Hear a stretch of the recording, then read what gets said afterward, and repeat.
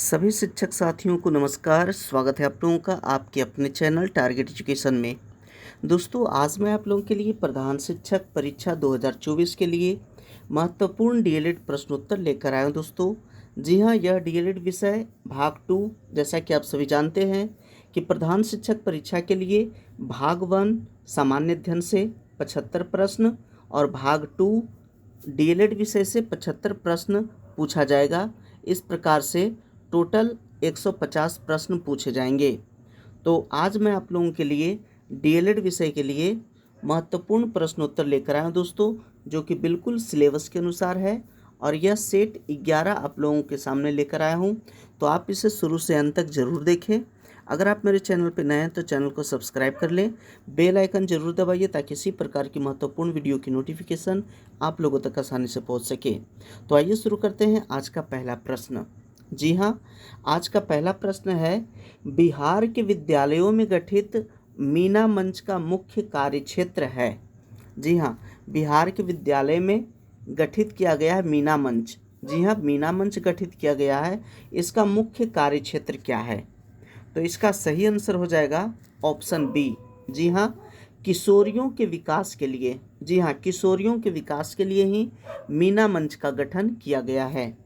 Next है second number का, जो ज्ञान केवल हमारे तर्क पर आधारित होता है उसे क्या कहते हैं?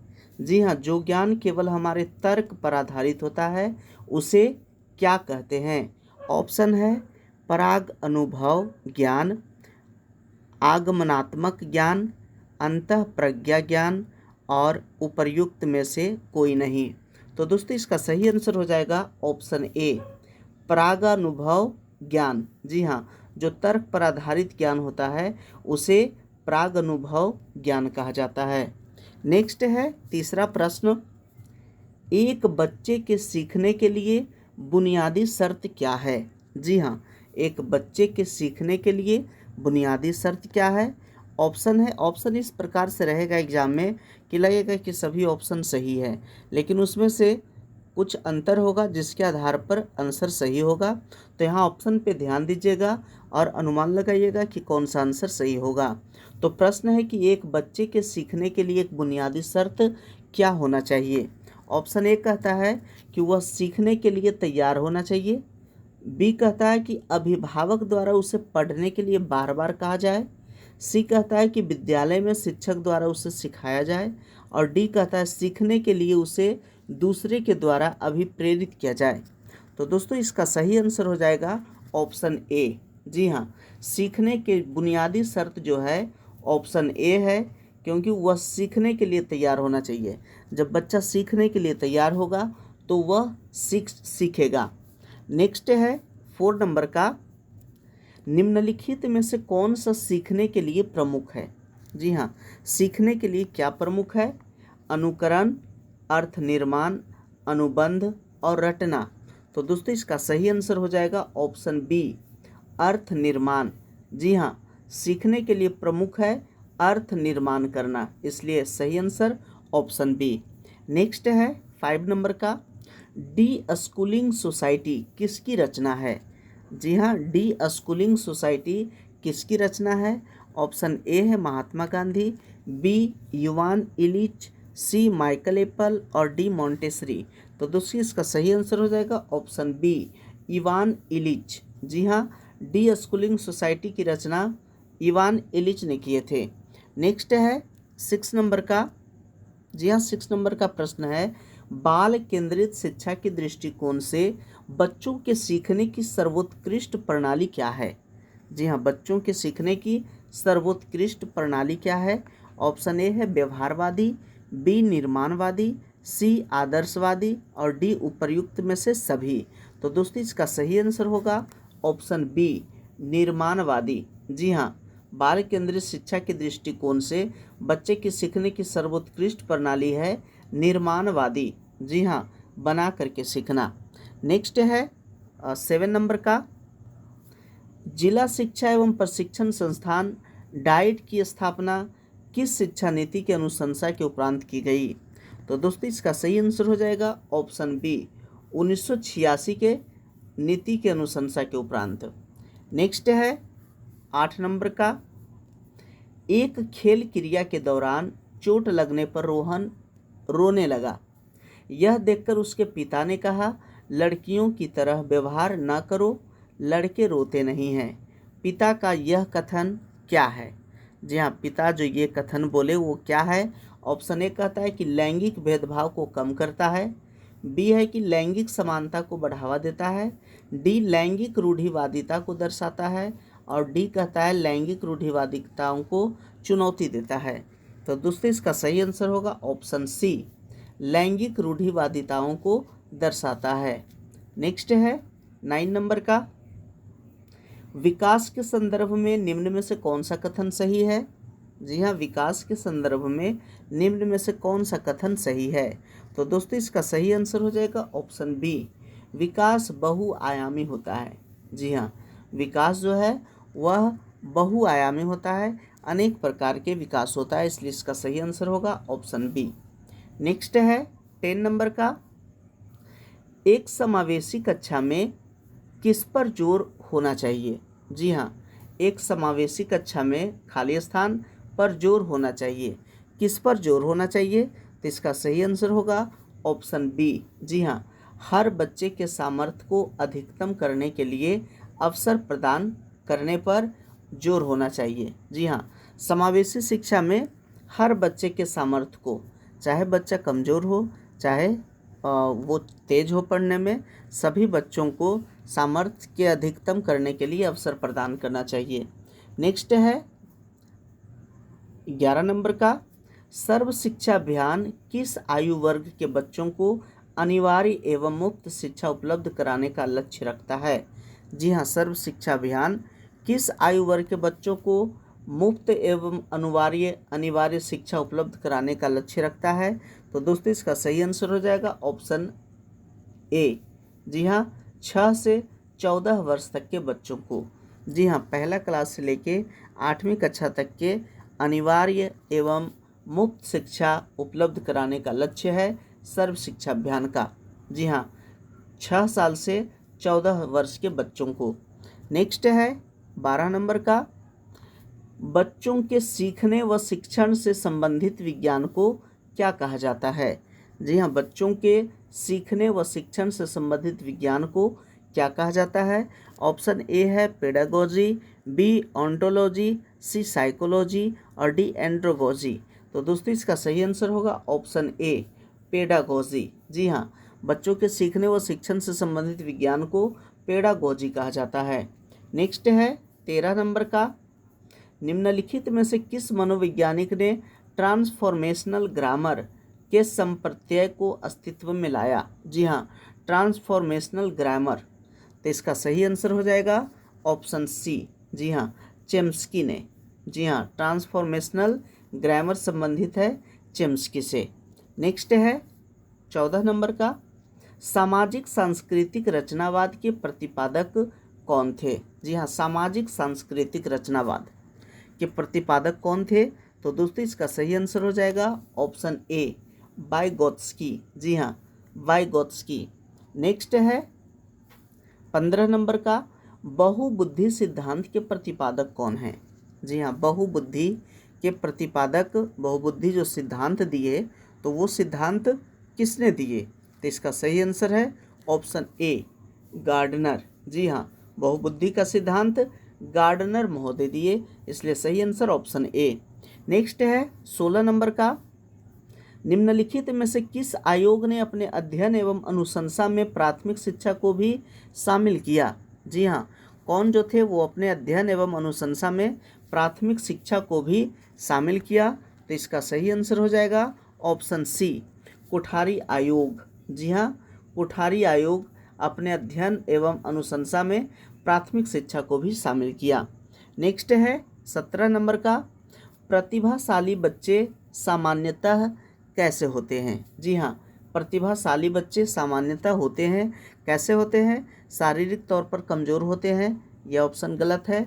अपने विद्यालय को नापसंद करते हैं, ये भी गलत है। किसी विशेष क्षेत्र में असाधारण कार्य करते हैं, ये सही है। वह हर क्षेत्र में काम को अच्छे से करते हैं, ये सही नहीं है। तो इसका सही आंसर होगा ऑप्शन सी। जी हाँ, किसी विशेष क्षेत्र में असाधारण कार्य करते हैं प्रतिभाशाली बच्चे, इसलिए सही आंसर होगा ऑप्शन सी।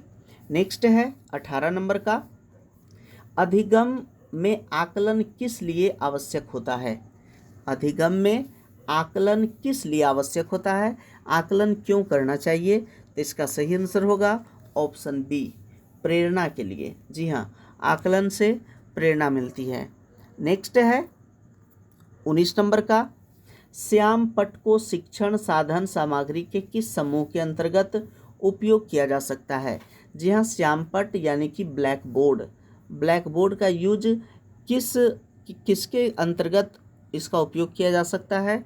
ऑप्शन ए है श्रव्य साधन, बी दृश्य साधन, सी दृश्य श्रव्य साधन और डी इनमें से कोई नहीं। तो दोस्तों इसका सही आंसर हो जाएगा ऑप्शन बी, दृश्य साधन। जी हाँ, श्याम पट्ट जो होता है ब्लैक बोर्ड, वह दृश्य साधन के अंतर्गत आता है। नेक्स्ट है 20 नंबर का, निम्नलिखित में से कौन सा शिक्षण कुशलता से संबंधित है? जी हाँ, निम्नलिखित में से कौन सा शिक्षण कुशलता से संबंधित है? ऑप्शन ए कहता है श्याम पट्ट पर लिखना, बी प्रश्नों को हल करना, सी प्रश्न पूछना और डी उपर्युक्त सभी। तो दोस्तों इसका सही आंसर हो जाएगा ऑप्शन डी, उपर्युक्त सभी। जी हाँ, शिक्षण कुशलता संबंधित है श्याम पट्ट पर लिखना, प्रश्नों को हल करना, प्रश्न पूछना, इसलिए ये तीनों सही है, इसलिए ऑप्शन डी उपर्युक्त सभी। नेक्स्ट है 21 नंबर का, शिक्षा की किंडरगार्टन पद्धति का प्रतिपादन किसने किया? जी हाँ, किंडरगार्टन पद्धति का प्रतिपादन किसने किया? ऑप्शन ए टीपी नन ने, बी स्पेंसर ने, सी फ्रोवेल ने और डी मॉन्टेसरी ने। तो दोस्तों इसका सही आंसर होगा ऑप्शन सी, फ्रोवेल ने। जी हाँ, फ्रोवेल जो थे वो शिक्षा की किंडरगार्टन पद्धति का प्रतिपादन किया, इसलिए सही आंसर ऑप्शन सी, फ्रोवेल। नेक्स्ट है 22 नंबर का, एक अभिभावक आपसे विद्यालय में मिलने के लिए कभी नहीं आते हैं, आप क्या करेंगे? आपको क्या करना चाहिए? जी हाँ, एक अभिभावक है जो आपसे विद्यालय में मिलने के लिए कभी नहीं आते हैं, तो आप क्या करेंगे? बच्चे की उपेक्षा करेंगे, ये गलत है। अभिभावक को लिखेंगे, ये भी गलत है। आप स्वयं उनसे मिलने जाएंगे, जी हाँ, मिलने जाना पड़ेगा, इसलिए सही आंसर होगा ऑप्शन सी, बच्चे को दंड देना शुरू करेंगे, ये भी गलत है, इसलिए सही आंसर होगा ऑप्शन सी कि आप स्वयं उनसे मिलने जाएंगे। नेक्स्ट है 23 नंबर का, विद्यार्थियों को विद्यालय में खेलना क्यों उचित है? विद्यार्थी तो फील्ड में भी खेल सकता है कहीं जा कर के, लेकिन विद्यार्थियों को विद्यालय में ही खेलना क्यों उचित है? विद्यालय में जब बच्चे खेलते हैं वो उचित क्यों है? तो ऑप्शन ए कहता है यह उन्हें शारीरिक रूप से सशक्त बनाएगा, बी कहता है यह शिक्षकों के लिए काम आसान करेगा, सी कहता है यह समय बिताने में सहायक होगा, डी कहता है यह सहयोग एवं शारीरिक संतुलन का विकास करेगा। इसका आंसर आपको समझ में आ गया होगा, इसका आंसर होगा ऑप्शन डी। जी हाँ, यह सहयोग एवं शारीरिक संतुलन का विकास करेगा, इसलिए सही आंसर है ऑप्शन डी। नेक्स्ट है 24 नंबर का, एक शिक्षक के लिए सबसे महत्वपूर्ण क्या है? जी हाँ, एक शिक्षक के लिए सबसे महत्वपूर्ण क्या है? ऑप्शन ए कहता है कि कक्षा में अनुशासन बनाए रखना, बी कहता है कक्षा में समय अनुवर्ती होना यानी समय पर आना, सी कहता है विद्यार्थियों की कठिनाइयों को दूर करना और डी कहता है एक सुवक्ता होना। तो दोस्तों इसका सही आंसर होगा ऑप्शन सी, विद्यार्थियों की कठिनाइयों को दूर करना। जी हाँ, कक्षा में अनुशासन बनाए रखना ये तो बनाना चाहिए, लेकिन इसका जो सबसे महत्वपूर्ण जो होगा वो होगा विद्यार्थियों की कठिनाइयों को दूर करना। नेक्स्ट है 25 नंबर का, विकास का वही संबंध परिपक्वता से है जो उद्दीपन का किससे है? जी हाँ, विकास का जो संबंध परिपक्वता से है वही संबंध उद्दीपन से किसका है? तो दोस्तों इसका सही आंसर होगा ऑप्शन बी, प्रतिक्रिया का। जी हाँ, उद्दीपन से प्रतिक्रिया उत्पन्न होता है।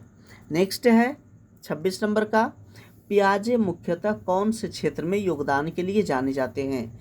जी हाँ, पियाजे मुख्यतः कौन से क्षेत्र में योगदान के लिए जाने जाते हैं? इसका सही आंसर हो जाएगा ऑप्शन बी, ज्ञानात्मक विकास के लिए। जी हाँ, जहाँ ज्ञानात्मक विकास की बात होती है वहाँ पियाजे का सिद्धांत आता है। नेक्स्ट है 27 नंबर का, बच्चों के सामाजिक विकास में किसका विशेष महत्व होता है। जी हाँ, बच्चों में सामाजिक विकास होता है, उसमें किसका महत्व सबसे अधिक होता है। ऑप्शन ए है खेल का, बी है बाल साहित्य का, सी दिनचर्या और डी संचार माध्यम। तो दोस्तों इसका सही आंसर हो जाएगा ऑप्शन ए खेल का। जी हाँ, बच्चों में सामाजिक विकास खेल से ही होता है, इसलिए सही आंसर ऑप्शन ए। नेक्स्ट है 28 नंबर का, भाटिया बैटरी का प्रयोग निम्नलिखित में से किसके परिरक्षण हेतु किया जाता है। ऑप्शन ए कहता है व्यक्तित्व, बी बुद्धि, सी सृजनात्मकता और डी अभिवृद्धि। तो दोस्तों इसका सही आंसर हो जाएगा ऑप्शन बी बुद्धि का। जी हाँ, भाटिया बैटरी का प्रयोग बुद्धि के परीक्षण हेतु किया जाता है। नेक्स्ट है 29 नंबर का, कोल वर्ग का विकास सिद्धांत निम्न में से किससे संबंधित है। जी हाँ, कोल वर्ग का विकास सिद्धांत निम्न में से किससे संबंधित है। तो इसका सही आंसर हो जाएगा ऑप्शन सी नैतिक विकास से। जी हाँ, नैतिक विकास। नेक्स्ट है 30 नंबर का, और ये आज का अंतिम प्रश्न है, सीखने का प्राथमिक मूलभूत नियम संबंधित है किससे। जी हाँ, सीखने का प्राथमिक मूलभूत नियम संबंधित है किससे। ऑप्शन ए कहता है अभ्यासकारी से, बी कहता है परिणाम की अपेक्षा से, सी प्रशंसा से और डी तत्परता से। तो इसका सही आंसर होगा ऑप्शन डी तत्परता से। जी हाँ, सीखने का प्राथमिक मूलभूत नियम संबंधित होता है तत्परता से, इसलिए सही आंसर ऑप्शन डी। दोस्तों तो आशा करते हैं ये वीडियो आप लोगों को अच्छा लगा होगा। यदि अच्छा लगा है तो लाइक कीजिए, अपने दोस्तों के साथ शेयर कीजिए, और अगर अभी तक मेरे इस चैनल को सब्सक्राइब नहीं किए तो चैनल को सब्सक्राइब जरूर कर ले, बेल आइकन जरूर दबाइए ताकि किसी प्रकार की महत्वपूर्ण वीडियो की नोटिफिकेशन आप लोगों तक आसानी से पहुँच सके। वीडियो देखने के लिए बहुत बहुत धन्यवाद।